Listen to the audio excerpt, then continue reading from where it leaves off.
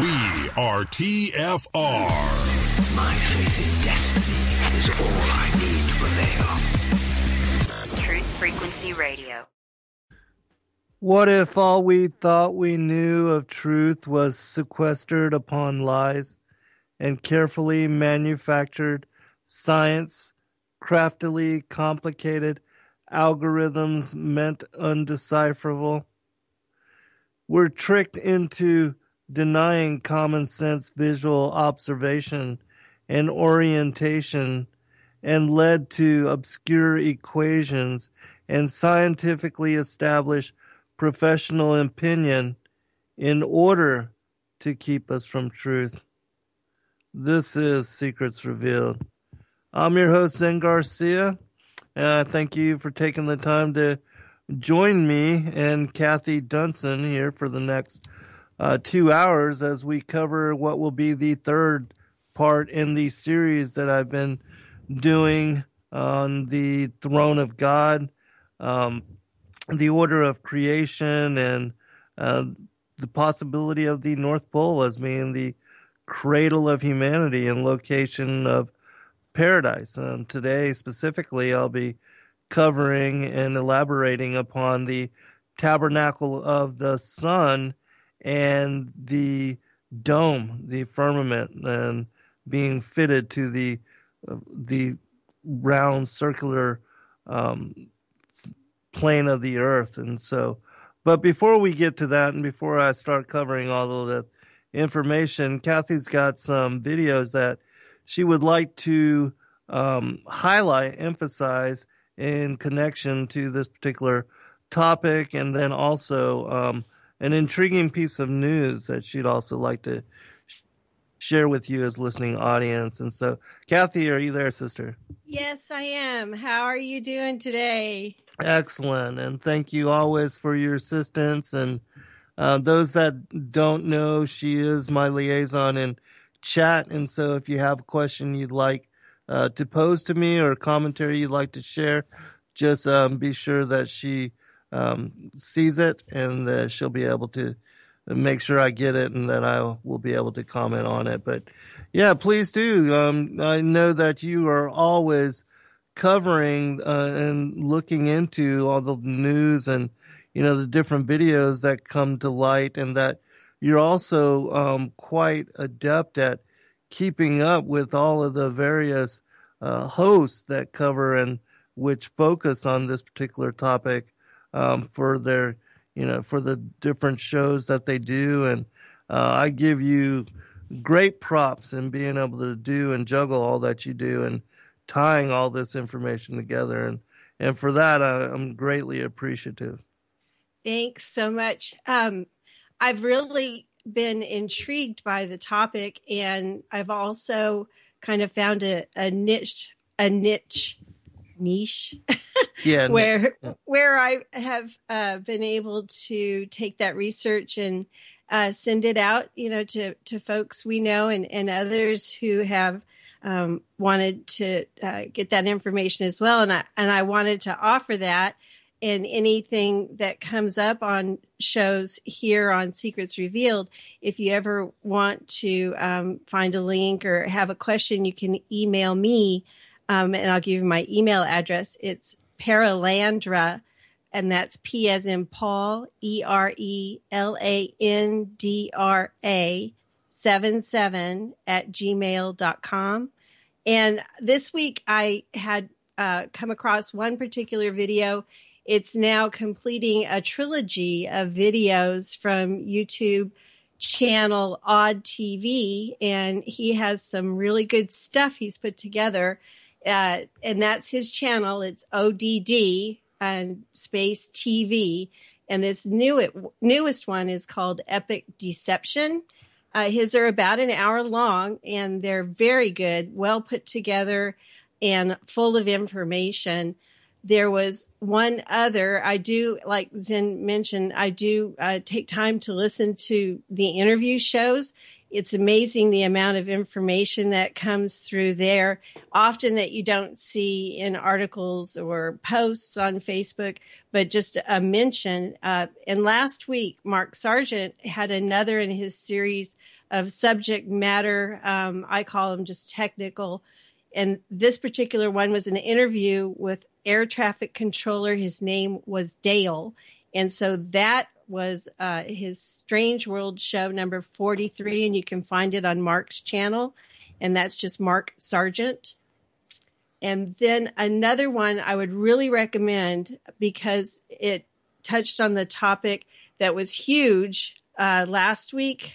Could it already be the week before? But it was about the gravity waves. And Globebusters, ISS Live, spent their program talking about that, debunking that. They had some additional clips. I don't remember the name of that person, but it was extremely good. Bob, who is a regular there, was talking about the fantastic craziness that science, we love science, but we want true science. Right. And they've put, Jeffrey Grupp has said that, NASA does not equal science. It needs to be repeatable. And what else is it? Anyway, he was talking about this gravity wave. They called it a chirp, and it was 20 milliseconds long. I was trying to find that information myself from the New York Times or, a primary article. I can't find it. So what they do is they bury that information. You have to go to source information to find it, but they called it a chirp. And of course, it's not something that you can repeat. And no one will ever be able to debunk it. And they've gotten so much money for this project. The LIGO, I can't remember exactly what the name was, but they've also got, it's LIGO. They've got multiple installations of this thing. They've got billions and billions of dollars that has gone to this. And I found in the New York Times article on the gravitational waves, and be sure you note that it's 100 years since Einstein had put out his theory that this existed. And of course, this theory has been considered fact all along. But in the article, it said that word of LIGO's success was met by hosannas in the scientific community, albeit with the requisite admonishments of the need for confirmation and replication. So they even admit that, but everyone, even people in our own alternative and Christian community, are saying this is confirmation. And so that is, that adds on to what we have come to see are foundations of false science, and it builds and it builds and is accepted as fact. And we go on from there. So that is a really good video. Be sure if you can to listen to that. It's about 2.5 hours long. And let me see. That was the article we wanted to talk about. I have a couple of videos I like on the Firmament. I'll probably drop those links in chat as you do the show, especially, if they apply. But they're from one channel in particular I would recommend. And it's called Jareth Knight, Jareth Knight. One he did kind of early. Well, this was September. And it's called the Firmament Expanse or Solid. Now, I really liked it. It hasn't had a lot of views, but there's a lot of information in it, and it gets you thinking a lot of scripture. And his other one, Why is the Sky Blue? The Blue Cloth Theory and Other Attributes of the Flat Earth. There's another one that was out last week, and I didn't pull that up, but it was about the firmament being sapphire or some kind of sapphire attachment to that. And then the other thing I wanted to mention to you in the news was it was a big story. There's not a lot of substance, but there never is. But it becomes huge. And this one had to do with Planet 9 and has been equated in many circles as Planet X. And there is not much to that. But you and I both, and I followed you a lot on this, have investigated Nibiru and Planet X. And I had found something you had written on your Fallen Angels TV site about prior times and how you were thinking about that now. And I wondered if you could explain that a little bit. Yeah, well, this also has something to do with another thing that I was recently looking into, and it connects to an email you had sent to me. Flatwater had done a video about the firmament as well. And he was reading and basing some of his information in that particular show on a book called Heaven and Earth by a lady named Gabrielle Henriette, which Yes. if people just look up Heaven and Earth by Gabrielle Henriette, there's a link that will be the first one where you can actually download the PDF and save it to your computer and read it yourself. But Flatwater was reading from reading from chapter 4, which is about the firmament and the dome, and she was talking about how the planets being placed into the firmament on day 4, according to the order of creation, how they are referenced as luminaries, heavenly luminaries, and how because they're lights and luminaries, they don't have actual bodily density as far as like the terraform of the earth. And so they're not like the plane of the earth, even though the heliocentric model has basically equated Earth as being the third planet, which revolving on its axis moves in orbit as all these other so-called planets do around the sun. And so before I knew about, the flat earth as revelation for model of world, and since now come to understand the earth as being the focal point of the manifest creation by the Most High God, and that there are no other planes that are like the earth out there.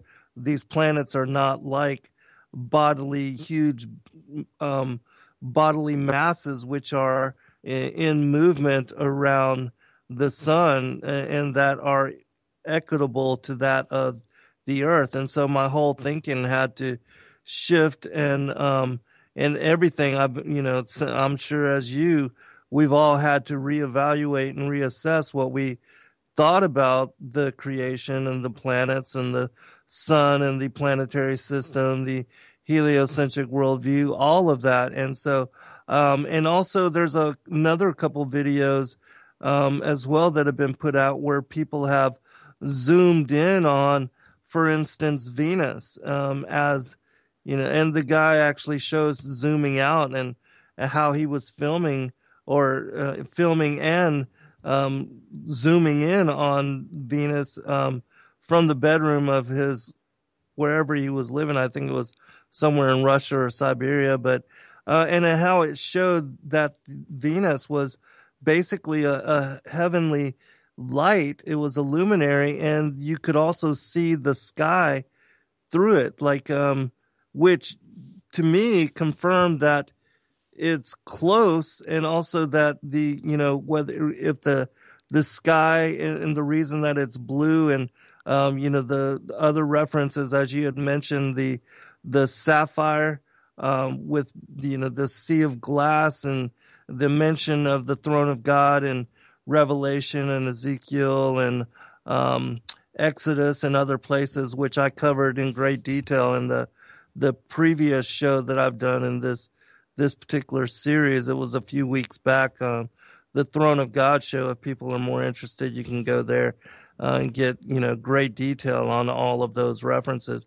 But anyways, so it showed to me that these planets as wandering stars, that they're within the firmament, and that the waters above, which is my belief that the waters above are the reason why we see the sky as being blue, which is what we'll go into in the next segment of this particular show. But that that the planets are not what we had considered previously, and so I've had to reassess even my thinking on Planet X, Nibiru, whether it's Wormwood, and I still have no deep and concrete evidence on what Planet X is. Nibiru, Wormwood, because of course there are, even like the Colburn Bible speaks about speaks of it as being the destroyer, and that it's had previous passings and also engagements with the earth where it's affected things, and possibly could have caused some of the, like even with some of the things that led up to the flood and to the Exodus, and whether that's true, I don't know anymore, and I'm having to reevaluate, reassess what exactly it could be, whether the Most High allows it to enter and to come into the firmament, or if it's a body, if it's within the firmament now and always is. I mean, I don't know. These are things I'm having to reassess. But certainly I do not consider the planets to be what, anything like that of the Earth. And even if they are in orbit around the sun, well, according to my new understanding, the sun is a very small body and same dimension and size as that of the moon. And so they're certainly not as big and do not have the proportions to that of the earth. And so I did publish an article on the fallenangels.tv website where I was, sharing, because many people have asked me about that since. And so I wrote this kind of 2-page article about what I thought about, having to reassess in my opinions now on all that. But I certainly don't believe that planets are what I had and what NASA is trying to push them off as being. But how about yourself? What do you think about that? Well, I agree with what you just said too. I think NASA most likely is probably feeding that to us, and we willingly take that, and people get very excited about seeing these quote unquote sundog. Well, I call them sundogs. They call it second sun. And one thing occurred to me: why are we always thinking it'll be right next to the sun? Why would it be there?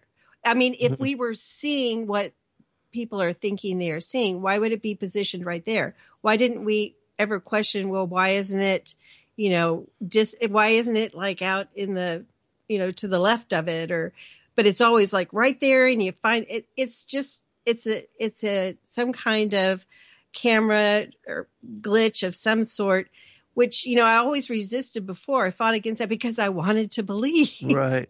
I wanted to believe. But with our technology now, as it's advancing, we're seeing what you were just explaining with the stars twinkling, and they're fascinating looking at the planets. Yes. We're seeing the same thing with planets, and you can see Saturn with rings around it. It's not defined like NASA. Of course, no planet looks like it does when NASA gets through with it. Right. One other thing you had mentioned in your article was that you didn't think we should take the fallen angels and the watchers and the Anunnaki we should trust them for anything. And I think in the past, I know, over at Tribulation Now, we would say, 99% truth and 1% lie. And, so, Yes. They would have some truth to what they were saying. And so we really did think that. And I think we just wanted to believe, and we would fit it together. And I always tried, rather than the experiential information, which really wasn't there and wasn't solid for me, except in a couple of areas, which, I think we were stretching too.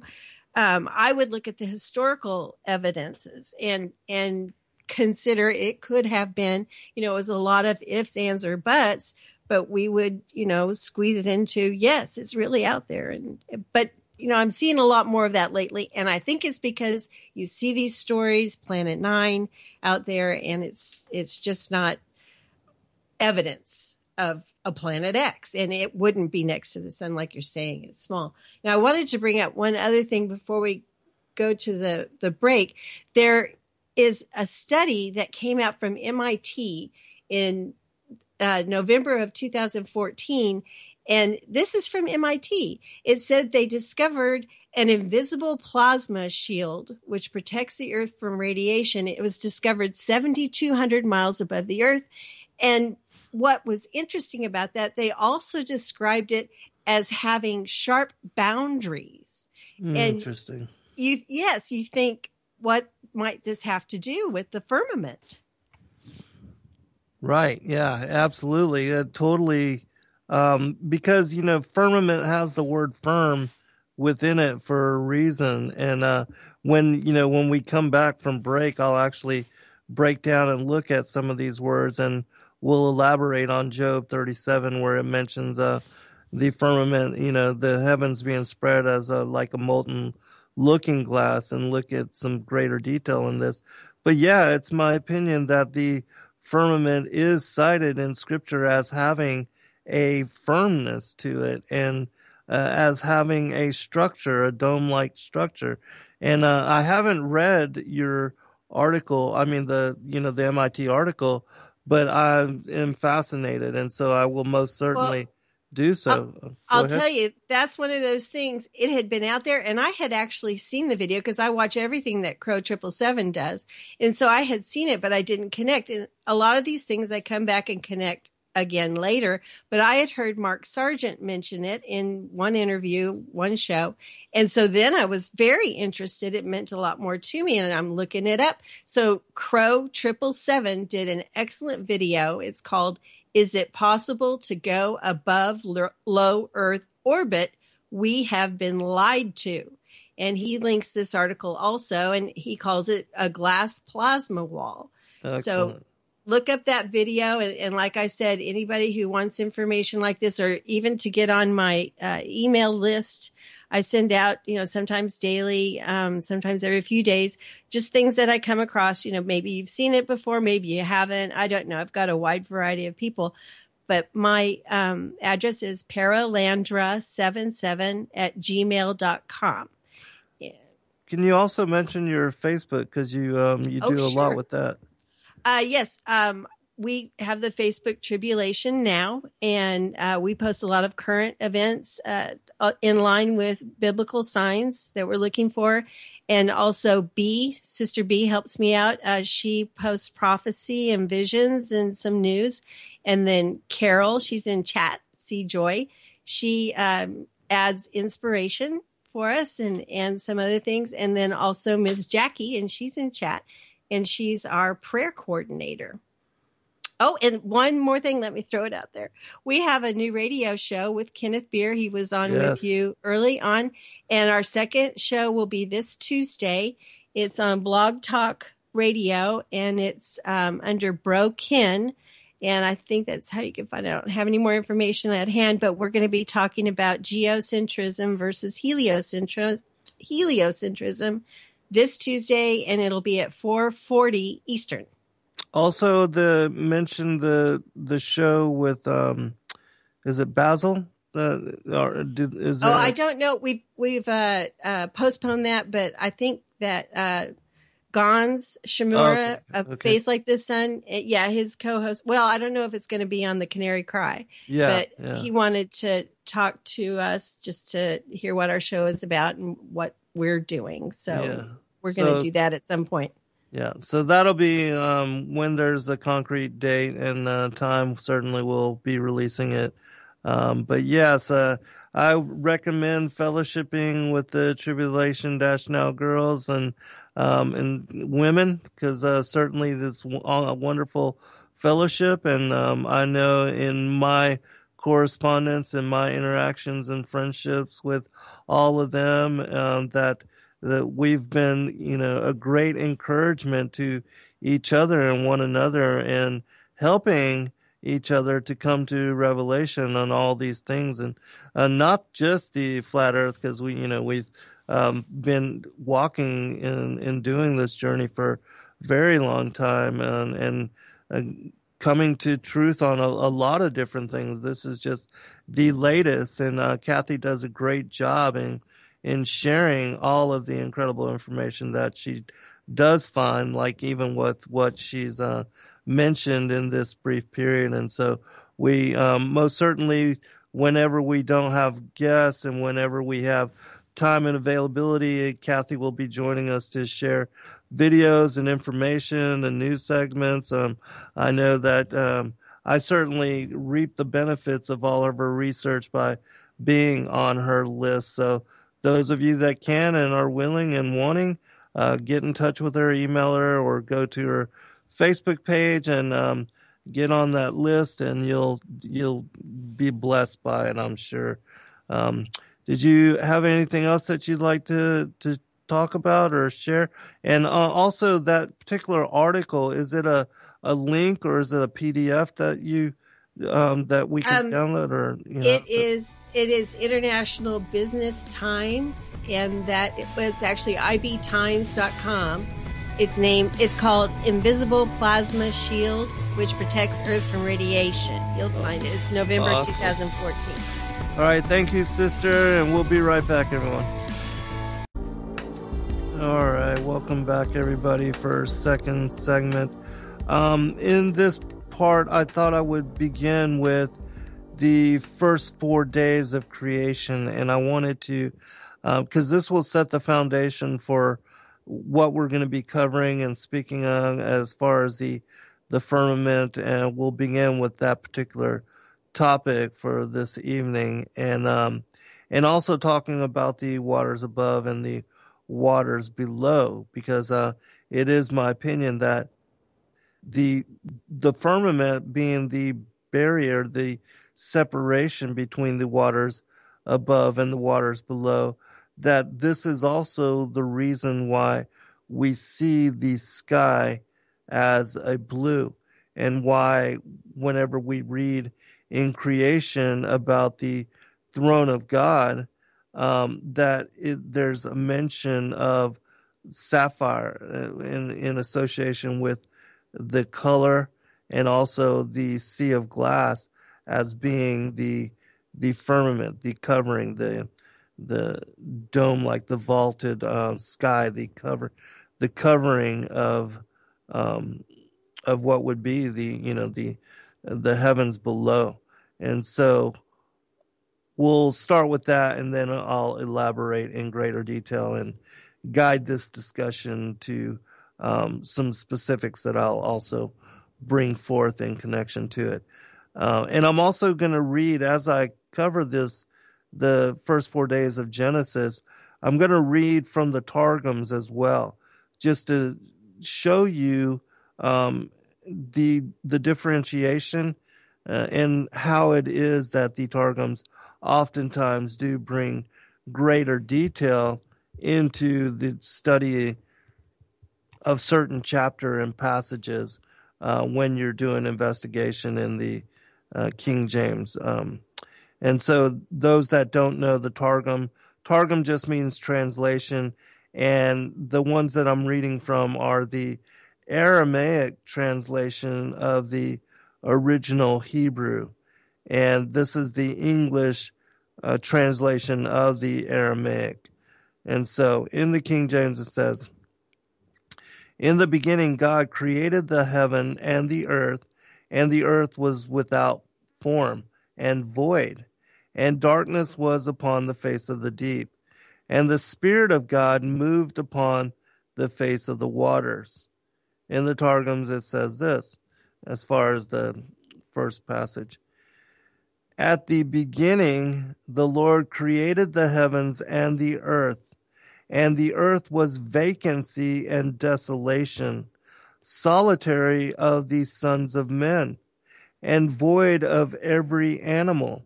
And darkness was upon the face of the abyss, and the spirit of mercies from before the Lord breathed upon the face of the waters." The first day. "And God said, Let there be light, and there was light. And God saw the light, that it was good. And God divided the light from the darkness. And God called the light day, and the darkness he called night. And the evening and the morning were the first day." From the Targums: "And the Lord said, let there be light, and to enlighten above. And at once there was light. And the Lord beheld the light, that it was good. And the Lord divided between the light and the darkness. And the Lord called the light day, and he made it that the inhabitants of the world might labor by it. And the darkness called he night, and he made it that in it the creatures might have rest. And it was evening and it was morning, in the order of the work of the creation, or of the beginning, the first day, the second day. And this one has specific to the firmament. And God said, let there be a firmament in the midst of the waters, and let it divide the waters from the waters. And God made the firmament and divided the waters which were under the firmament from the waters which were above the firmament. And it was so. And God called the firmament heaven. And the evening and the morning were the second day. The Targums. And the Lord said, let there be an expanse in the midst of the waters, and let it separate between the waters above and the waters beneath. And the Lord made the expanse, upbearing it with 3 fingers between the confines of the heavens and the waters of the ocean, and separated between the waters which were below the expanse and the waters which were above, in the collection or covering of the expanse. And it was so. And the Lord called the expanse the heavens. And it was evening and it was morning, the second day. Now, when you look up the firmament in the Strong's Concordance, it's the Hebrew word rakia, Raqiya, which means, first, it's used 17 times in the King James Version. It's translated all 17 times as firmament, which means extended surface, solid, being a solid, expanse or firmament. Expanse, flat as base or support. Another definition, firmament of the vault of heaven, supporting the waters above. Considered by Hebrews as solid and supporting the waters above. And so again, with it being an actual structure, that it's solid and that it's not just some kind of invisible boundary up there, but according to the Hebrew cosmology and also to the definition of the word firmament, it has actual definition. It is dense in some way. Continuing with the elaboration, rakia, properly an expanse, i.e. the firmament or apparently the visible arch of the sky, firmament. And so being visible, there's got to be something to it. And also in the book that I had spoken of, Heaven and Earth, by Gabrielle Henriette, she was speaking about how the many authors and writers that talk about the firmament, they say that it can be seen and the shape of it can be seen during the like a lightning storm, and that the lightning will, when it expands, it will stretch out according to the shape of the firmament.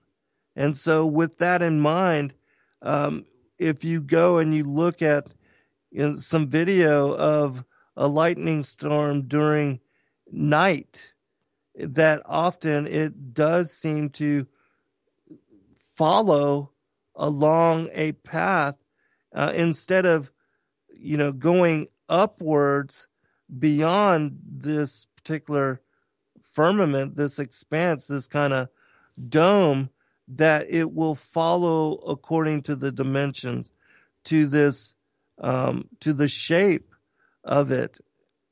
And so it gives you an idea as to the definition of this particular structure. And so, that's something that you can take a look at yourself. All right. The Hebrew word for heavens is shamayim, which spelled Shamayim. It's found in the Strongs or in the scriptures 420 times. It's translated 398 times as heaven, 21 times as air, and 1 time as astrologers. It also means this. The biblical usage for Shamayim, or the heavens, is in reference to heaven, the heavens or the sky, the visible heavens or sky, as the abode of the stars, as the visible universe, the sky or atmosphere, or heaven as the abode of God. Strong's definition: dual of an unused singular shamay, which I guess shamay means heaven, from an unused root meaning to be lofty, the sky as a loft. The dual perhaps alluding to the visible arch in which the clouds move, as well as to the higher ether where the celestial bodies revolve. Air, astrologer, or heavens. And so you see, you are given the idea, according to the Hebrew and to the Genesis order of creation, that with the earth being created first as foundation, and as I've covered in previous shows and showing that, basically like Isaiah chapter 40 verse 22, where it speaks of he that sitteth on the circle of the earth, speaking about the Most High God. And I elaborated on this in the show previous to this one on the throne of God, how it was that the Most High at the very North Pole, at the center of this dome, that there's an opening as referenced in the sides of the north. In the Isaiah 14 passage where Lucifer says that he's going to exalt himself above the stars of God and sit upon the mount of God, on the throne of God, in the sides of the north.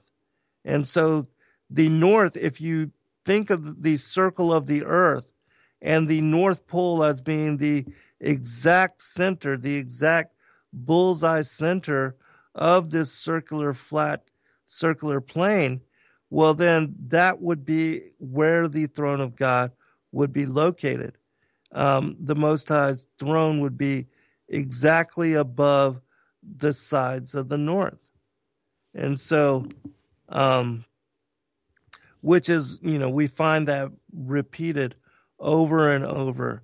And I do recommend people check out that show on paradise, the three heavens, and the throne of God, because I bring forth a lot of passages which I'll link to this, which, I haven't heard a lot of people talk about it, but certainly there's understanding in this way, and that many people are being brought to this as revelation now that that the Most High is leading to many people to this understanding.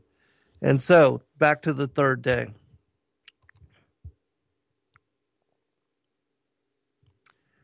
And God said,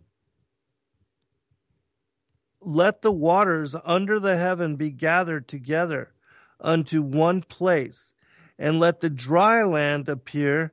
And it was so. And God called the dry land earth, and the gathering together of the waters called he seas. And God saw that it was good.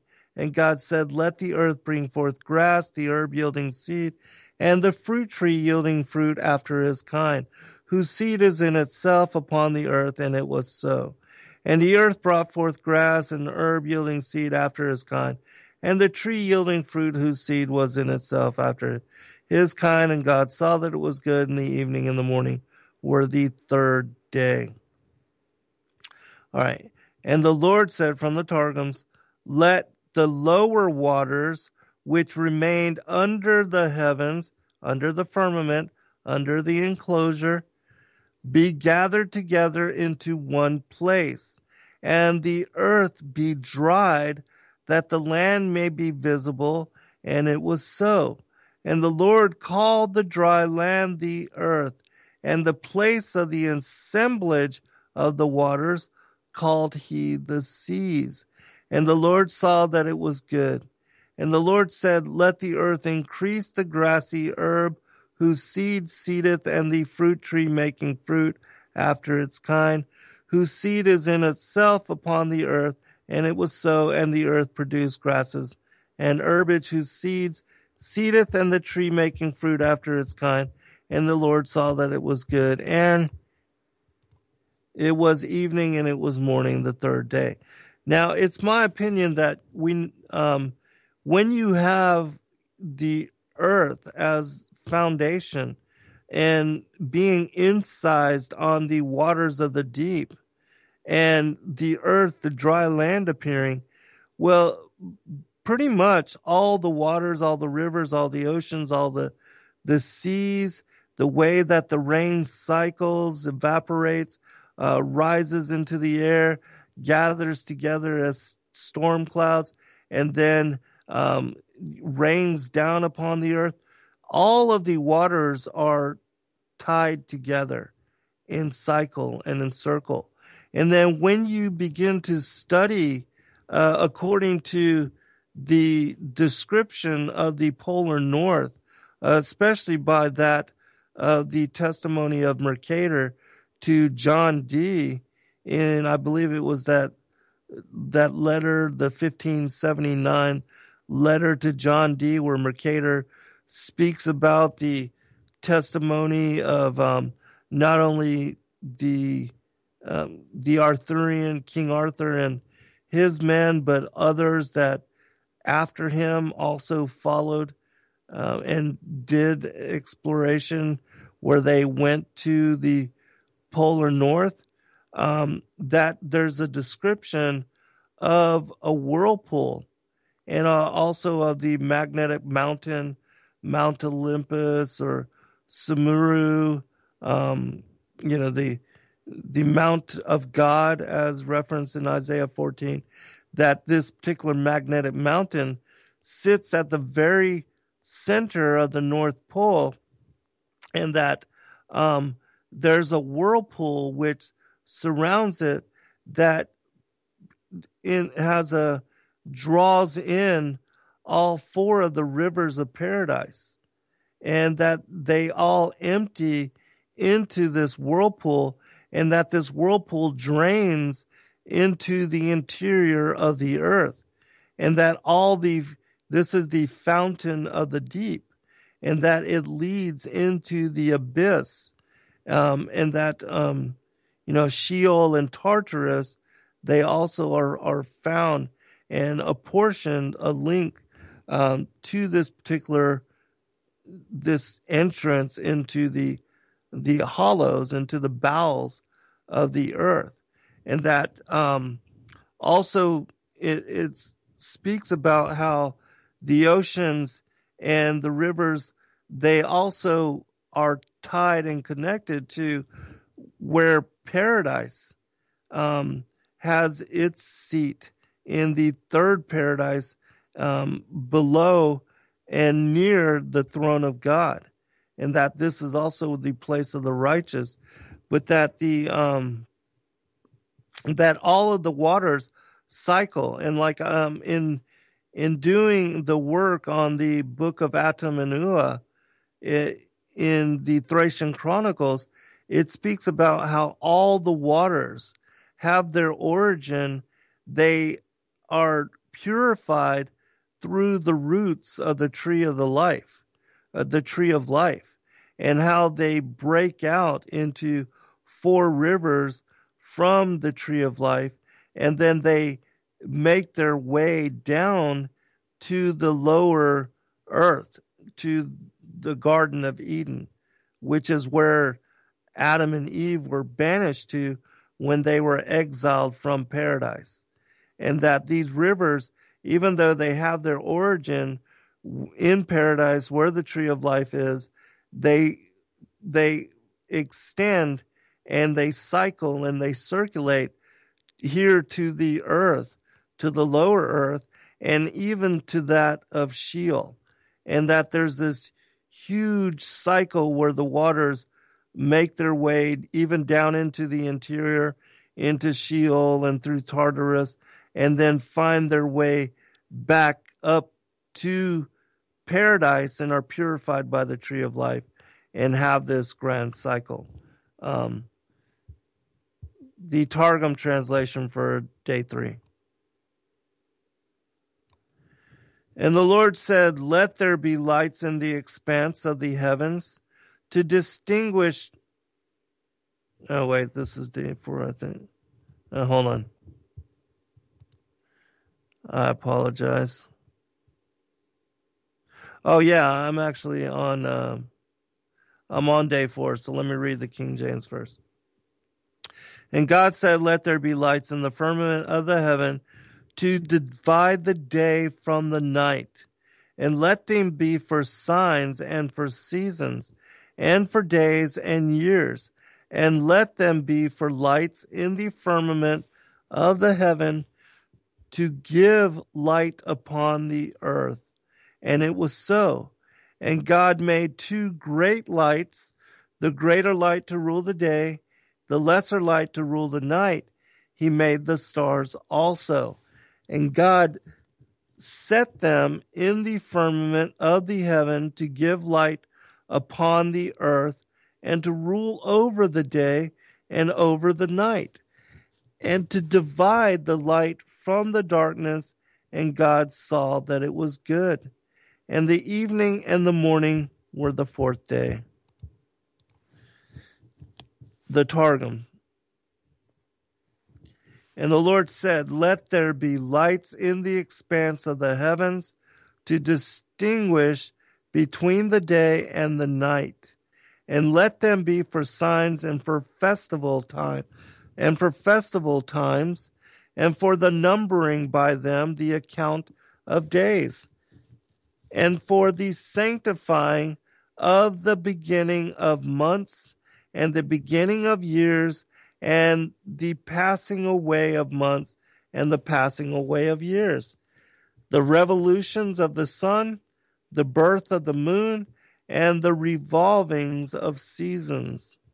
And let them be for luminaries in the expanse of the heavens to give light upon the earth. And it was so. And the Lord made 2 great luminaries, and they were equal in glory, 21 years, less 602 parts of an hour.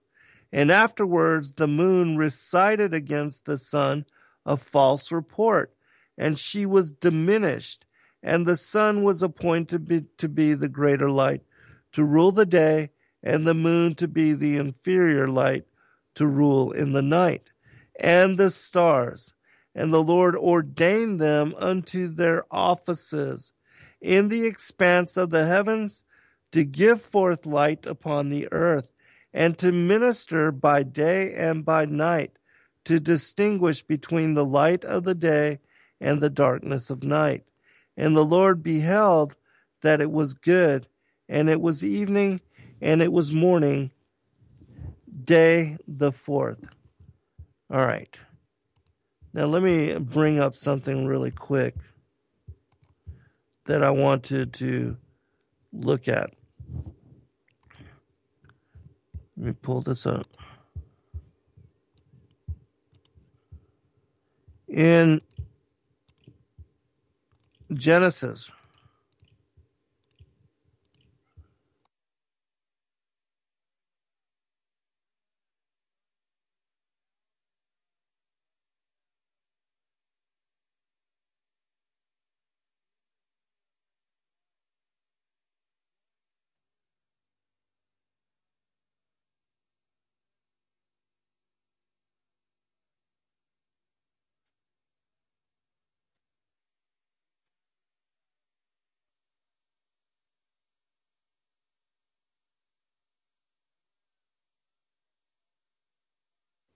oh my goodness, I don't know how that happened. Thank you, Cathy. I apologize. I don't know how that happens sometimes, but anyways, so I was talking about the firmament and how it divides the waters above from the waters below, and how it is fitted. Oh goodness, that went by fast. All right, we'll be right back. All right, welcome back, everybody. Just want to cover a couple things, and then um, we'll go into the other portion as far as the tabernacle of the sun. It's amazing to me how time just flies by so fast. But in looking at the lights, when you look up the word light or luminary, it's referencing the stars. They're also counted as these lights, these luminaries, and in the Strongs it just properly a luminous body or a luminary, abstractly light as an element, figuratively brightness, cheerfulness, specifically a chandelier, bright light. And so, in my opinion, that's exactly what the planets, the stars, they are referenced as being lights, these heavenly luminaries, and that there's no terraform associated to them. And with the waters above and the waters below being the firmament, being the division, the barrier between these two bodies of water, that basically there's a sea or an ocean above and a sea and an ocean below.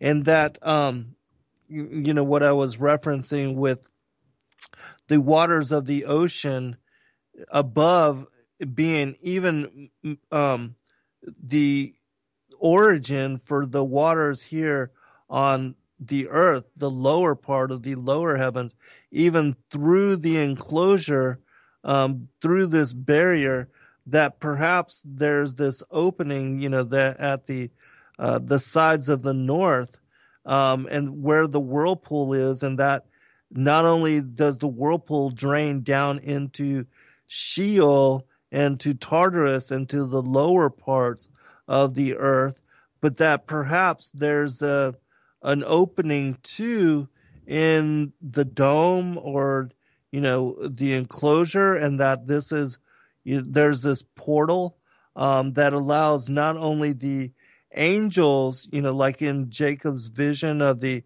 angels ascending and descending on a ladder, and there's a reference even in the Thracian, the book of Atum and Ua, speaking of the tree of the knowledge of good and evil, that it was also a portal, and that when they entered into it, when they were in paradise, they entered into this tree, and they came out and once they were in a fallen state also, they came out in the cave of treasures, and that the cave of treasures is associated also to the Mount of God, that they had lived on what would be referenced as, like the magnetic mountain, or the mountain of God, that the cave of treasures, that was their place. And when they came out of this portal, they found themselves there near that particular area.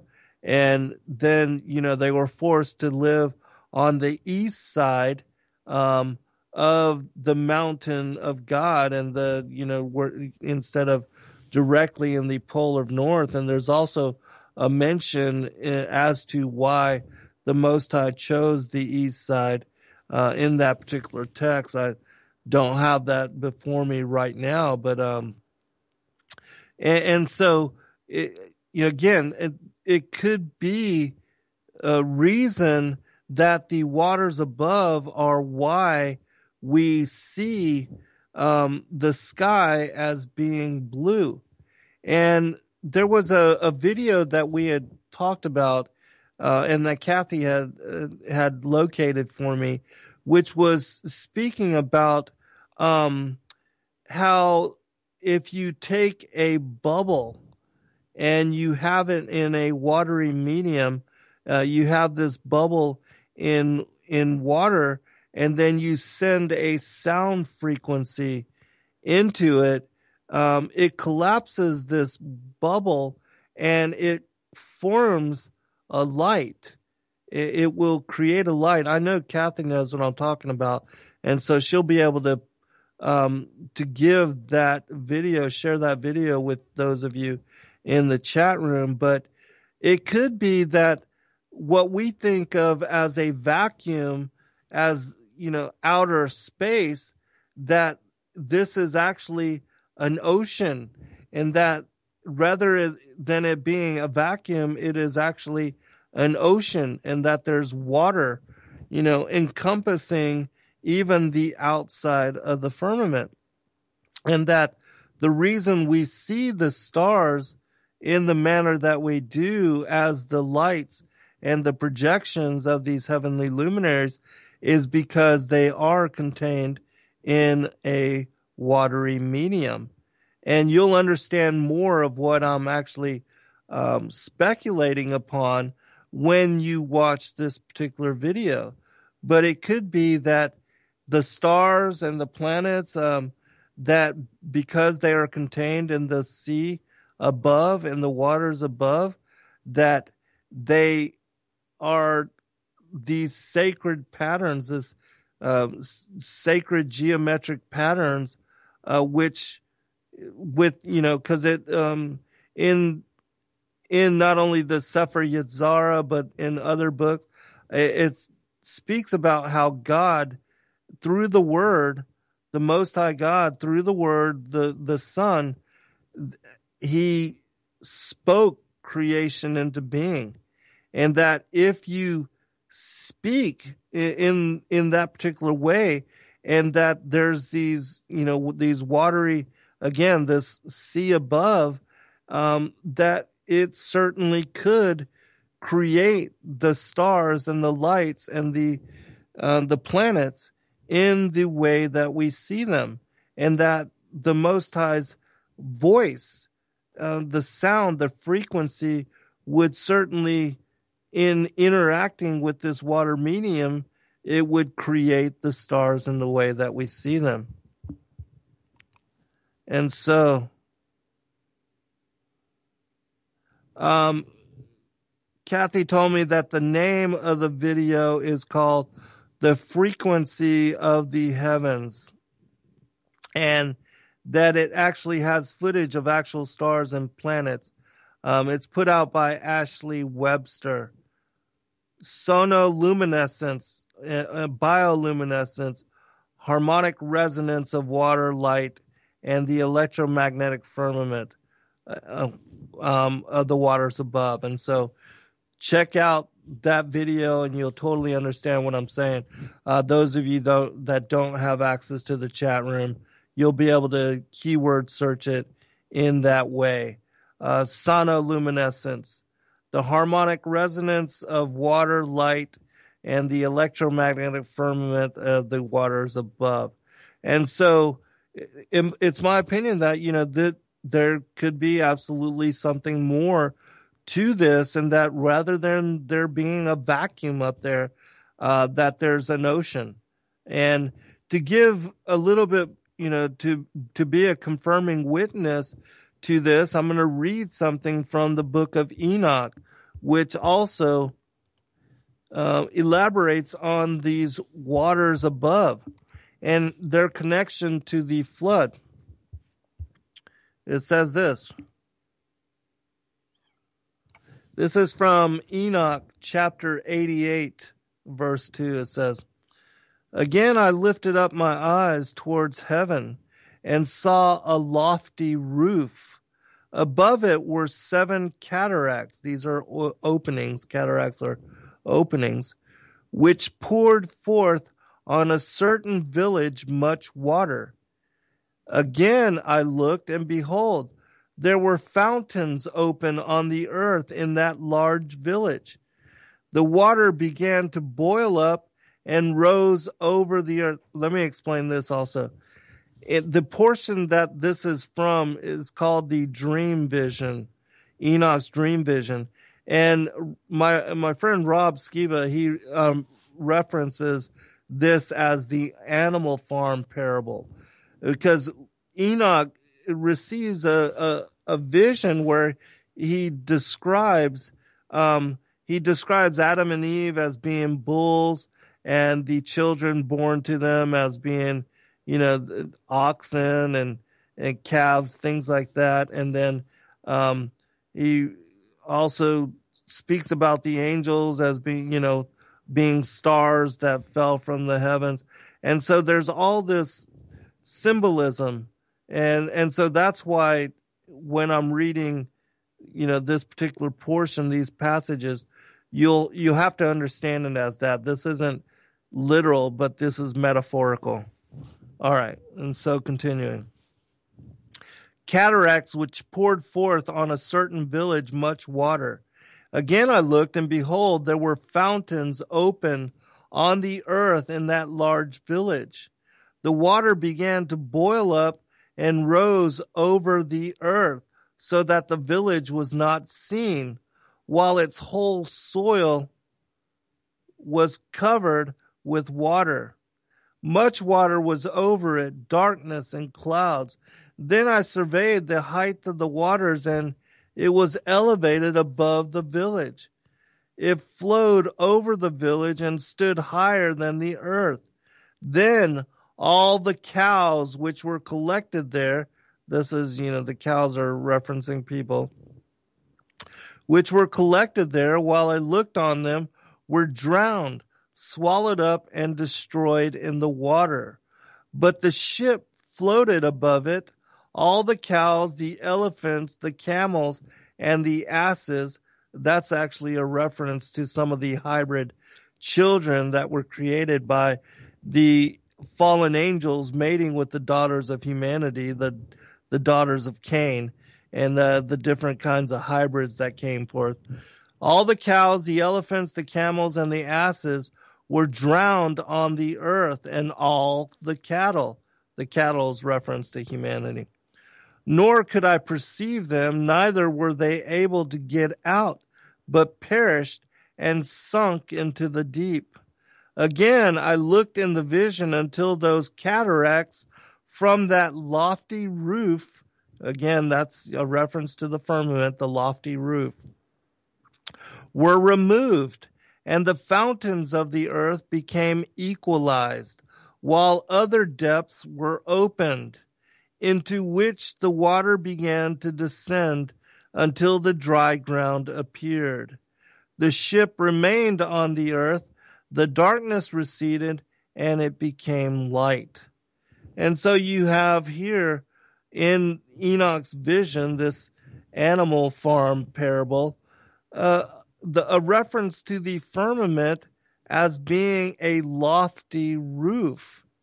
And, a roof has a physicality to it. And if it was just a interdimensional barrier, then I'm sure that Enoch would have referenced it as something completely different, not something that was a covering, I mean, why would you, like the way that the heliocentric model and NASA has us believing that the atmosphere just continues on into even to outer space, and that the air, because it disappears, that it's just a vacuum above us, but that there's no barrier and there's no distinction, just somewhere as it elevates and rises up into the sky, the air molecules become so thin, and it just eventually becomes a vacuum. But that's not what Enoch is referencing here. He's actually speaking of the firmament as being a lofty roof. And again, let me pull it up again real quick. That when you look up the word for firmament,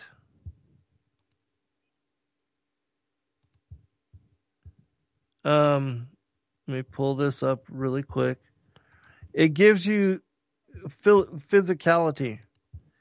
The Hebrew word actually gives you the feeling, the idea that there's physicality to it. The biblical usage, the word is rakia for firmament. It says extended surface, solid extended surface, expanse or firmament. Expanse, flat as base, support. Firmament, the vault of heavens, supporting the waters above. Considered by Hebrews as solid and supporting the waters above.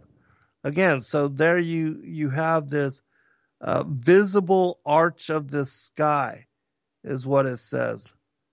And so there's physicality to it.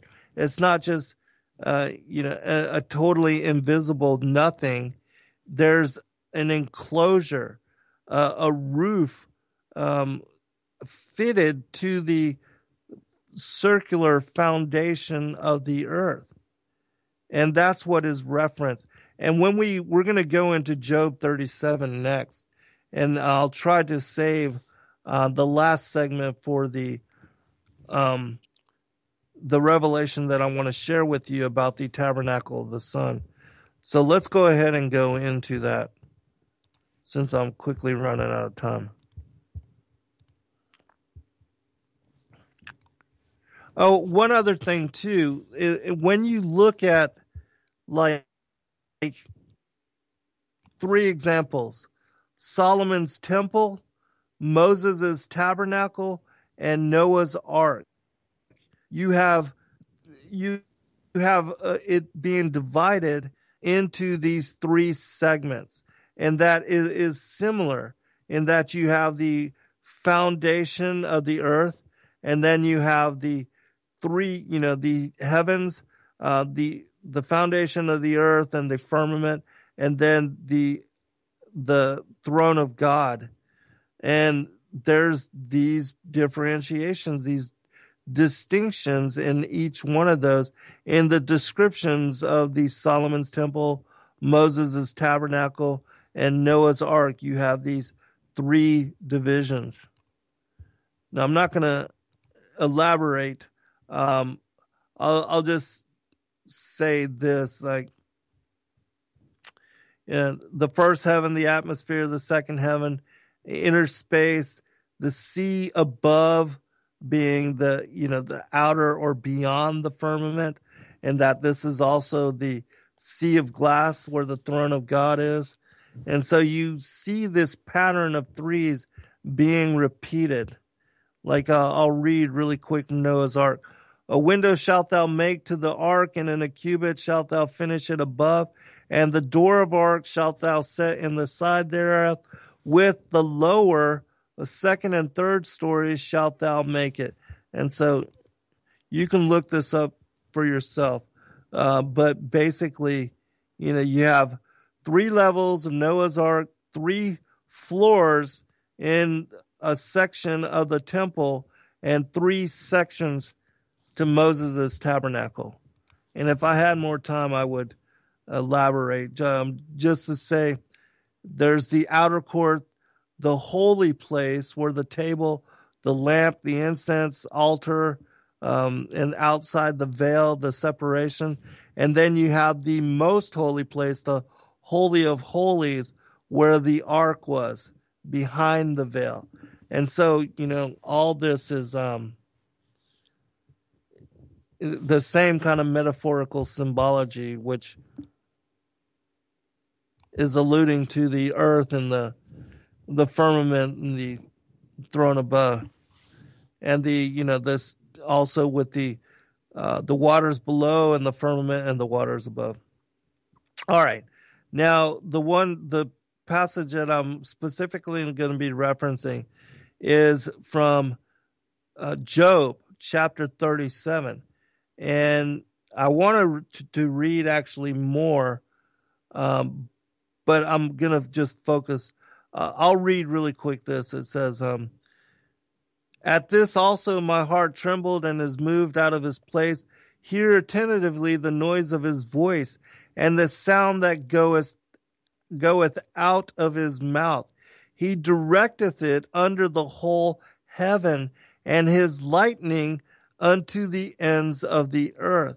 Remember, I was talking about how the lightning follows the path of the firmament, and will often show the shape of the enclosure, the dome, the firmament. That's why I wanted to read that passage. But after it a voice roareth, he thundereth with the voice of his excellency, and he will not stay them when his voice is heard. God thundereth marvelously with his voice. Great things doth he which we cannot comprehend. For he saith to the snow, be thou on the earth, likewise to the small rain and to the great rain of his strength. He sealeth up the hand of every man, that all men may know his work. And so, one other thing, the book of Enoch, it speaks about how the lightning is both a blessing and a curse. That sometimes it's a blessing, sometimes it's a curse. But oftentimes that lightning will follow when the Most High pronounces either a blessing or a curse. And it reminded me of, the times that the Vatican, when they made the pronouncement of, I think it was the new Pope, I can't remember, Petrus Amamus, and how lightning had struck the Vatican. Certainly seems like a curse to me. I'm running out of time. Let me continue on. Verse 15. Dost thou know when God disposed them and caused the light of his cloud to shine? Dost thou know the balancings of the clouds, the wondrous works of him which is perfect in knowledge? How thy garments are warm when he quieteth the earth by the south wind. Hast thou with him spread out the sky, which is strong and as a molten looking glass? It's interesting that this word, molten looking glass, which we're going to elaborate upon, but I wanted to share with you really quick. In the Targum, that passage, molten looking glass, is referenced as clear window pane, which, even though it's clear, there's still that physicality to it, molten looking glass. And so we're going to look that out, look that up again a little bit more. First, spread out. When you look up the word spread out, it's the word raka. And it's translated spread out, stamp, stretch, beat, or made broad. And the biblical usage to beat, stamp, beat out, spread out, stretch out to stamp out, beat out, one who beats out, to overlay or beat out, beaten out, to make a spreading out. And so, the firmament being beat out, stamped out. So it gives you the sense of being created like a roof or an enclosure by the Most High. Oh gosh, we're quickly running out of time. Sky is the word shakak, and it means dust, cloud, fine dust, or thin cloud. It means a thin vapor, by extension, the firmament, cloud, small dust, heaven, or sky.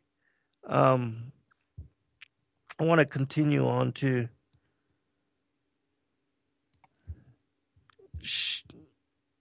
the word shazak means strong, stout, mighty, strong, severe, sharp, hot, firm, or hard. And so, speaking about the looking glass being created strong as firm and hard. Molten is the word yatsak. It means to pour, flow, cast, pour out, to flow, to be poured, cast, molten, being firmly established. Again, there you go. You have this continuous and repeated over and over in reference to the firmament, that it's firm and established, properly to pour out, by implication to melt or cast as metal, by extension to place firmly, to stiffen or grow hard, cast, cleave fast, be firm, grow, be hard, lay out, molten, overflow, pour out, run out, set down. Looking glass is the word ra'iyah. It means mirror. We'll be right back. All right, mirror, looking glass. We'll be right back. All right, welcome back, everybody. When you, if you go to thebiblehub.com or any other that speaks about that gives you parallel from all the different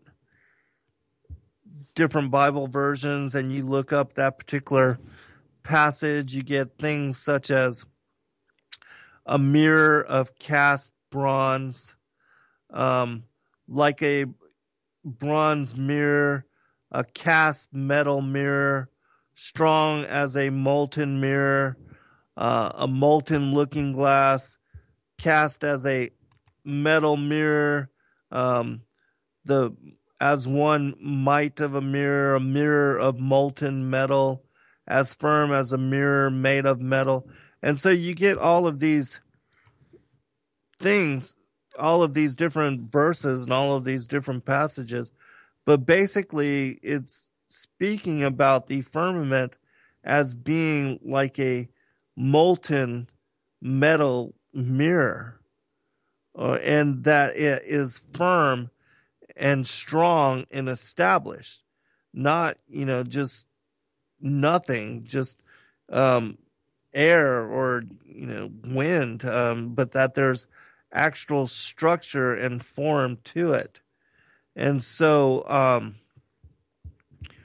and I know, because I'm going to quickly run out of time, I'm going to go ahead and go into what I wanted to cover in this last portion. And then if I have time remaining, I'll comment. I'll show some commentary. But, and I'm going to read actually from the Targum of Psalm 19, which, for those of you that know the particular passage, that chapter in Scripture talks about the tabernacle of the sun, and how the Most High had established a home for it, and how the sun has a circuit and that the circuit is above the earth, which only makes sense if you apply understanding of it to that of, as Enoch also describes, and also as Solomon describes in Ecclesiastes, as the sun being moves, its circuit is in revolutions above the earth and around the polar north. And so I'll elaborate even further after I read this passage, but I'm going to be reading from the Targums. But for those that don't know what I'm talking about, please just look up Psalm 19 in, the King James Version. It's 6 passages in the King James. It's quite more lengthy in the Targum, but I'm only going to read the portion that I'm referencing in connection to the sun. It says this: "Those who behold the heavens tell of the glory of the Lord. Those who gaze at the sky recount the works of his hands. Day to day tells more of the word, but night to night tells less knowledge. There is no utterance of complaint, and there are no words of confusion, for their voice is not heard. The line of their conversation reaches through the whole earth, and their words to the end of the world. In them, the heavens, he placed a splendid dwelling for the sun, and he, in the morning, when he comes forth, will come forth like a groom who comes out of his canopy, and in splendor will rejoice like a warrior to run the course. His rising is at the ends of the earth, and his might reaches to all their edges, and there is none who can hide from his heat." All right. And so, as it speaks about in the King James Version, their line has gone out through all the earth, their words to the end of the world. In them hath he set a tabernacle for the sun, which is as a bridegroom coming out of his chamber, and rejoiceth as a strong man to run a race. Speaking about, the circuit, about the movement, the motion of the sun above the earth, and how its heat reaches. His going forth is from the end of the heaven, and his circuit unto the ends of it, and there is nothing hid from the heat thereof.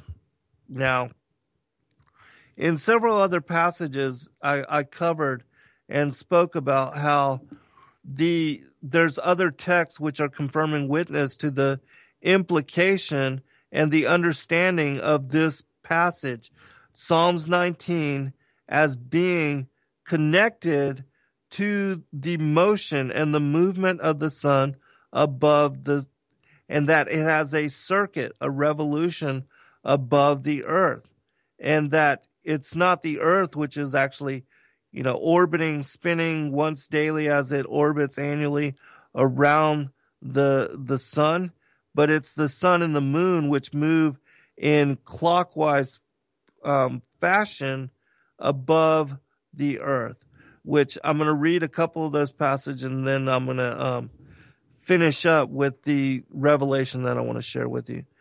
In Enoch 55, verse 2, it says this: "And Yahweh swore by his own great name that from thenceforth he would not do as he had done to all who live upon the earth. And he said, I shall put up a sign in the heavens, and it shall become a symbol of faith between me and them forever, as long as heaven is above the earth, which is in accordance with my command." Enoch 74, "And the days Uriel showed me the angel whom the Lord of glory appointed over all the luminaries of heaven, and in the world, that they might rule in the face of the sky, and appearing over the earth, become conductors of the days and nights, the sun, the moon, the stars, and all the ministers of heaven, which make their circuit with all the chariots of heaven. And so Enoch speaks about how all the heavenly luminaries, not just the sun and the moon, but all of them are found in the heaven, and the heavens are only spread above the earth. They don't encompass and surround the earth. They're fitted to its circular flat plane, and that this dome-like enclosure of the heavens being spread as a curtain above it are only found above it, and the heavenly luminaries move and circuit within that firmament. Now, I've shown that in Ecclesiastes, it references 29 times. Solomon references the folly, like for instance, the folly of humanity and how everything, all is falling under the sun. It references the same thing, that it's the sun which moves above the earth, and that all the heavenly luminaries move above the earth. And so, let me share from the King James Version. Now, the revelation I'm going to share is from the Targums, but I want to read from the King James really quick because we'll have time to do so. Starting with verse 3, it says this: What profit hath a man of all his labor which he taketh under the sun? One generation passeth away, and another generation cometh, but the earth abideth forever.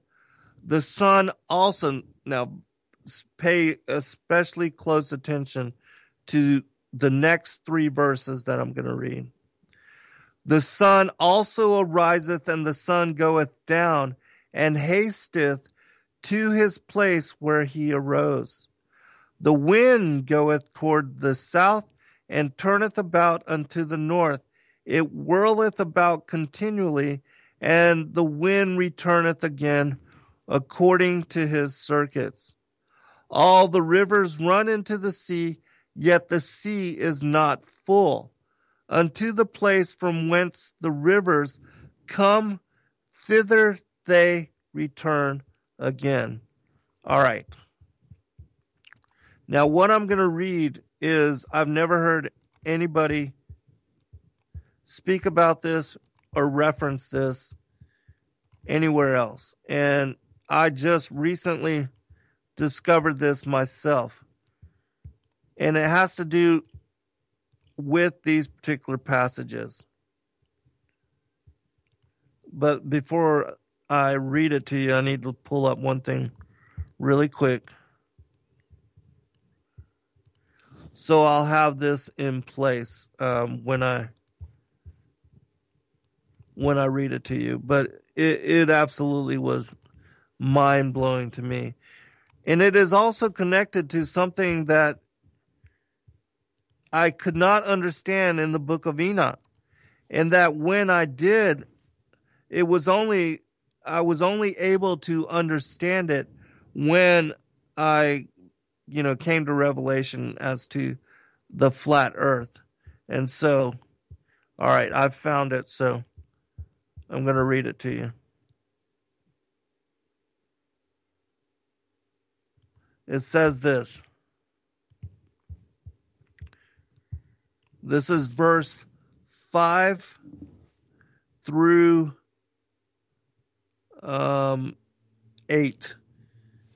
Ecclesiastes number 1. It says this in the Targum.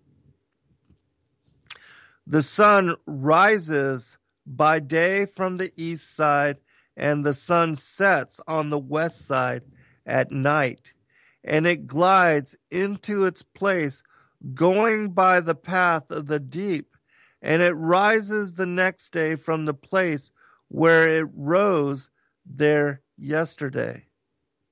Verse 6.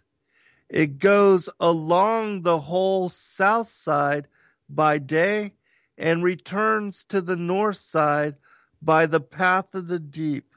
Round and round it goes to the wind of the southern side on the period of Nisan and Tammuz, the vernal equinox and the summer solstice.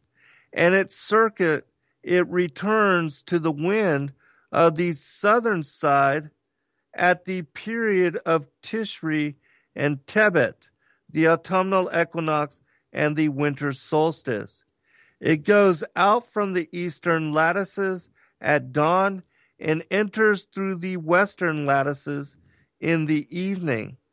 All the rivers and springs of water continually flow into the water of the ocean, which surrounds the world like a ring.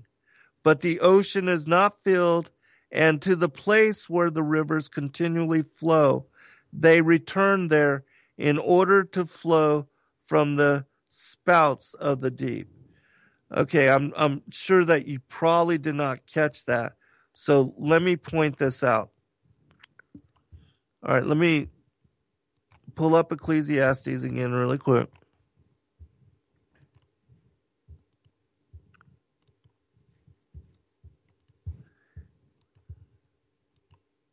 All right, in Ecclesiastes in verse 5 and 6. The sun also riseth, and the sun goeth down and hasteth to his place where he arose. Now, in verse 6, this is the big difference. The wind goeth towards the south, and turneth about unto the north. It whirleth about continually, and the wind returneth again according to his circuits. Now, you see how here in verse 6, it attributes the wind as going towards the south and turneth about unto the north? Well, in the Targums, it's speaking about the sun, which in the book of Enoch, it also references this same thing, the sun as having this movement. The sun sets in heaven and returning by the north to proceed towards the east is conducted so as to enter by that gate and illuminate the face of heaven. And so you can't make sense of these passages if you try to attribute them to the sun's motion according to the heliocentric worldview, because the sun doesn't move from east to west and then towards the north and then back towards the east. When you picture the description of what Enoch and now Solomon is referencing here in Ecclesiastes, the motion of the sun moving from east to west and then north to east again is the description of it moving in a circle. And you can only understand that description is by attributing that motion to the earth as an azimuthal equidistant projection map, or as the earth is viewed on the United Nations flag. Now, if you are looking down on the circle of the earth, as is described in Isaiah chapter 40, he that sitteth on the circle of the earth, when you're looking down on the earth as a clock's face, then you can understand how Enoch would see the sun move from the east, southwest, and then northwest, and then northeast and southeast in an arc. And how when you add these four motions together, you have one revolution. You have a circle.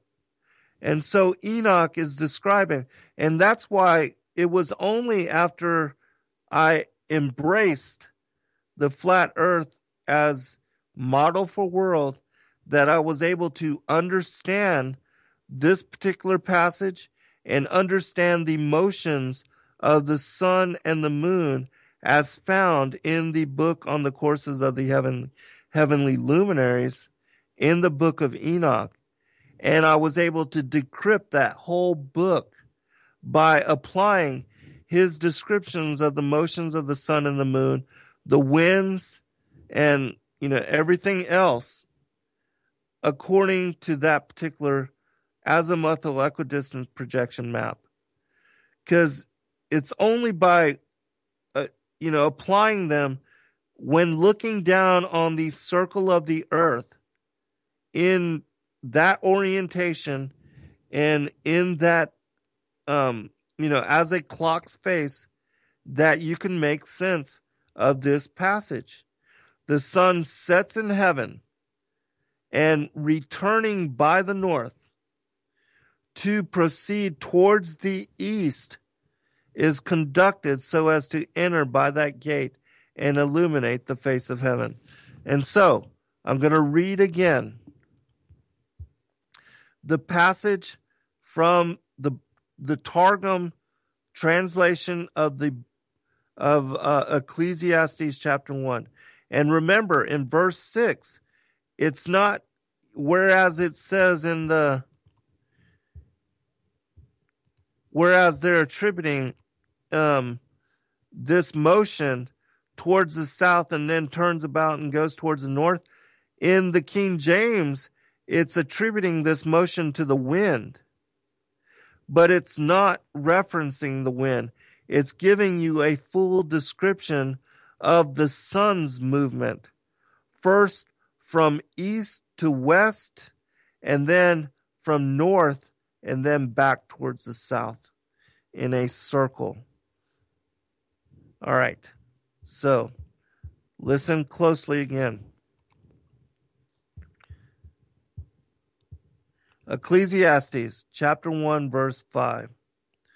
The sun rises by day from the east side, and the sun sets on the west side at night, and it glides into its place going by the path of the deep, and it rises the next day from the place where it rose there yesterday. Verse 6. It, meaning the sun, not the wind, it goes along the whole south side. Remember that if you're looking at the flat earth map, the circle of the earth, it moves from east to west in a half a semicircle along the south side. And then in another half a circle above the north side. So, verse 6. It, the sun, goes along the whole south side by day and returns to the north side by the path of the deep. And so when it's night on the south side, the sun moving in this arc, in this half a circle above the north, or what would be, the other portion of the earth, that's when it's daylight on that side and it's night on the southern side, which when you look at my book, The Flat Earth as Key to Decrypt the Book of Enoch, it explains it in great detail. Now, let me continue because I'm running out of time. It returns to the north side by the path of the deep, round and round. This is talking about the revolution of the circuit of the sun around the circle of the earth, around the polar regions. Round and round it goes to the wind of the southern side on the period of Nisan and Tammuz. Now, I explain, and Enoch also gives a description, that the sun travels through the 6 gates of heaven. From the vernal equinox, it moves north to the Tropic of Cancer. When it reaches the Tropic of Cancer for summer solstice, it reverses course. This is what is being described right here. The wind of the southern side on the period of Nisan. Nisan is when the vernal equinox occurs. That's also the beginning of the year, and that begins the season of spring. And Tammuz, it's in Tammuz that the summer solstice occurs. And on its circuit, it returns to the wind of the southern side at the period of Tishri, which is when the autumnal equinox occurs, and Tibet, which is when the winter solstice occurs. And then it reverses course and begins moving back northwards towards the equinox.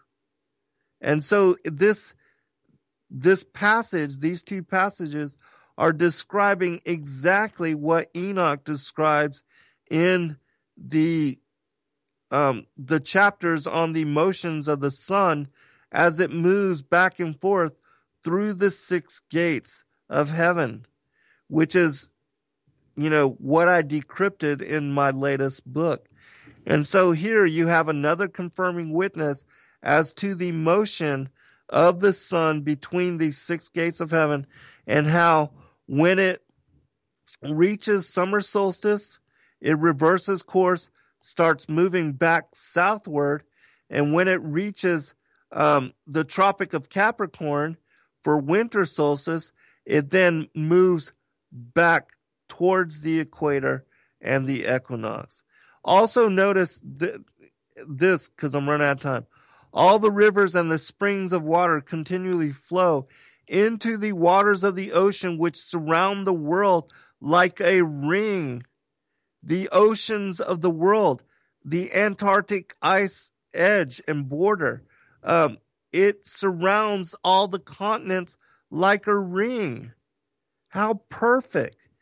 So Solomon is giving you a description of the circle of the earth, and not only of the Antarctic ice wall as the border and all the oceans surrounding the continents as a ring, but also he gives you in three passages, an elaborate description of the sun in its movement, in its circular movement and revolution around the polar north, and how it moves back and forth between these six gates of heaven, according to the Tropic of Capricorn and the Tropic of Cancer, as described in the book of Enoch, as the suns move it between the six gates of heaven.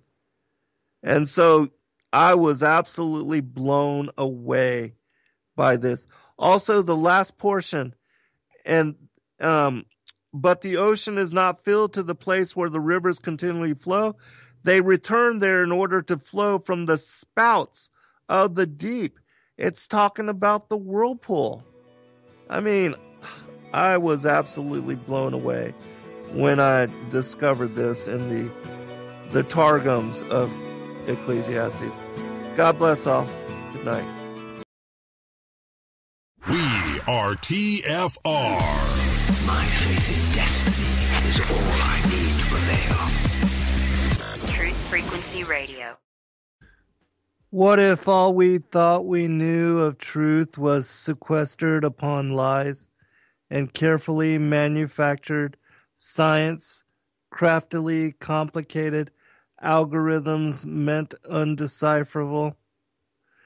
We're tricked into denying common sense visual observation and orientation, and led to obscure equations and scientifically established professional opinion in order to keep us from truth. This is Secrets Revealed. I'm your host, Zen Garcia, and I thank you for taking the time to join me and Cathy Dunson here for the next 2 hours as we cover what will be the third part in the series that I've been doing on the throne of God, the order of creation, and the possibility of the North Pole as being the cradle of humanity and location of paradise. Today, specifically, I'll be covering and elaborating upon the tabernacle of the sun and the dome, the firmament, and being fitted to the round circular plane of the earth. And so But before we get to that and before I start covering all of the information, Cathy's got some videos that she would like to highlight, emphasize in connection to this particular topic, and then also an intriguing piece of news that she'd also like to share with you as listening audience. And so, Cathy, are you there, sister? Yes, I am. How are you doing today? Excellent. And thank you always for your assistance. And those that don't know, she is my liaison in chat. And so if you have a question you'd like to pose to me or a commentary you'd like to share, just be sure that she sees it and that she'll be able to make sure I get it and that I will be able to comment on it. But yeah, please do. I know that you are always covering and looking at firmament and the dome, and she was talking about how the planets being placed into the firmament on day 4 according to the order of creation, how they are referenced as luminaries, heavenly luminaries, and how they, because they're lights and luminaries, they don't have actual bodily density as far as like the terraform of the earth. And so they're not like the plane of the earth, even though the heliocentric model has basically equated Earth as being the third planet, which revolving on its axis moves in orbit as all these other so-called planets do around the sun. And so before I knew about, the flat earth as revelation for model of world, and since now come to understand the earth as being the focal point of the manifest creation by the Most High God, and that there are no other planes that are like the earth out there. These planets are not like huge bodily masses which are in movement around the sun and that are equitable to that of the earth. And so my whole thinking had to shift, and everything. I'm sure as we've all had to reevaluate and reassess what we thought about the creation and the planets and the sun and the planetary system, the heliocentric worldview, all of that. And so, and also there's another couple videos as well that have been put out where people have zoomed in on, for instance, Venus as, and the guy actually shows zooming out and how he was filming and zooming in on Venus from the bedroom of his wherever he was living. I think it was somewhere in Russia or Siberia, but and how it showed that Venus was basically a heavenly light. It was a luminary, and you could also see the sky through it, like into all the news and the different videos that come to light, and that you're also quite adept at keeping up with all of the various hosts that cover and which focus on this particular topic for their, for the different shows that they do. And I give you great props in being able to do and juggle all that you do and tying all this information together. And for that, I'm greatly appreciative. Thanks so much. I've really been intrigued by the topic, and I've also kind of found a niche yeah, where I have been able to take that research and send it out, to folks we know and others who have wanted to get that information as well. And I wanted to offer that. And anything that comes up on shows here on Secrets Revealed, if you ever want to find a link or have a question, you can email me, and I'll give you my email address. It's Perelandra, and that's P as in Paul, ERELANDRA gmail.com. And this week I had come across one particular video. It's now completing a trilogy of videos from YouTube channel Odd TV, and he has some really good stuff he's put together. And that's his channel. It's ODD and space TV. And this newest one is called Epic Deception. His are about an hour long, and they're very good, well put together, and full of information. There was one other, I do, like Zen mentioned, I do take time to listen to the interview shows. It's amazing the amount of information that comes through there, often that you don't see in articles or posts on Facebook, but just a mention. And last week, Mark Sargent had another in his series of subject matter. I call them just technical. And this particular one was an interview with air traffic controller. His name was Dale. And so that was his Strange World show number 43, and you can find it on Mark's channel, and that's just Mark Sargent. And then another one I would really recommend, because it touched on the topic that was huge last week. Could it already be the week before? But it was about the gravity waves. And Globebusters ISS Live spent their program talking about that, debunking that. They had some additional clips. I don't remember the name of that person, but it was extremely good. Bob, who is a regular there, was talking about the fantastic craziness that science, we love science, but we want true science. Right. And they've put, Jeffrey Grupp has said that, NASA does not equal science. It needs to be repeatable. And what else is it? Anyway, he was talking about this gravity wave. They called it a chirp, and it was 20 milliseconds long. I was trying to find that information myself, from the New York Times or, a primary article. I can't find it.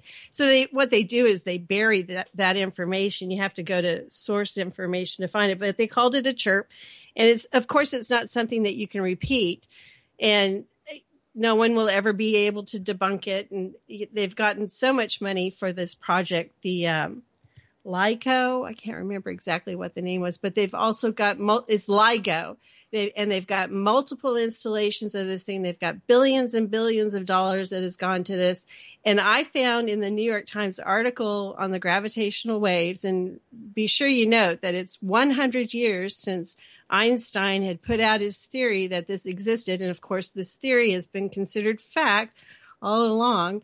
But in the article, it said that word of LIGO's success was met by hosannas in the scientific community, albeit with the requisite admonishments of the need for confirmation and replication.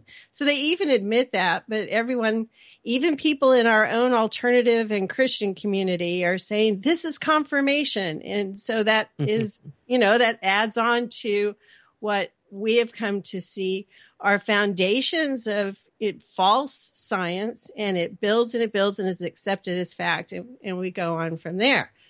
So that is a really good video. Be sure, if you can, to listen to that. It's about 2.5 hours long. And let me see. That was the article we wanted to talk about. I have a couple of videos I like on the Firmament. I'll probably drop those links in chat as you do the show, especially, if they apply. But they're from one channel in particular I would recommend, and it's called Jareth Knight, Jareth Knight. One he did kind of early, this was September, and it's called the Firmament Expanse or Solid. Now, I really liked it. It hasn't had a lot of views, but there's a lot of information in it, and it gets you thinking a lot of scripture.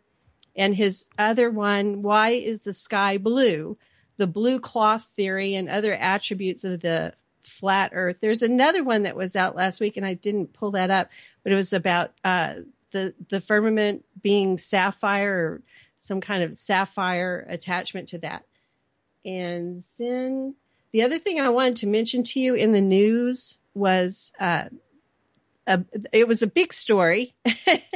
There's not a lot of substance, but there never is.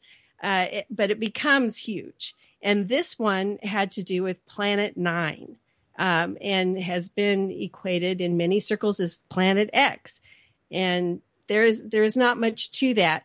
But you and I both, and I followed you a lot on this, have investigated Nibiru and Planet X. And I had found something you had written on your Fallen Angels TV site about prior times and how you were thinking about that now. And I wondered if you could explain that a little bit.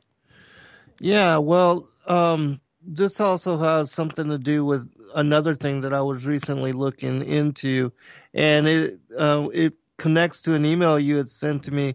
Flatwater had done a video about the firmament as well, and he was reading and basing some of his information in that particular show on a book called Heaven and Earth by a lady named Gabrielle Henriette, which if people just look up Heaven and Earth by Gabrielle Henriette, there's a link that will be the first one where you can actually download the PDF and save it to your computer and read it yourself. But Flatwater was reading from reading from chapter 4, which is about the